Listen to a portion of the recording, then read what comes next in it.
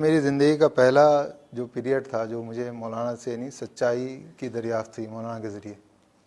फिर मैं रिसाला मिशन से जुड़ गया और फिर किताबें में पढ़ता रहा।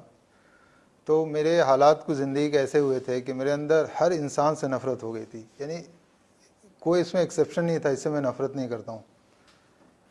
तो मुझे खुद समझ नहीं आता था कि मैं ऐसा क्यों हो गया, लेकिन मुझे थी मेरे मतलब अंदर ऐसा था। लेकिन मौलाना के मिलने के बाद मैं इतना चेंज हुआ कि आज मुझे किसी इंसान से नफ़रत नहीं। आज मैं किसी इंसान से नफ़रत कर ही नहीं सकता, मैं अफोर्ड ही नहीं कर सकता हूँ कि मैं किसी इंसान से नफ़रत करूँ।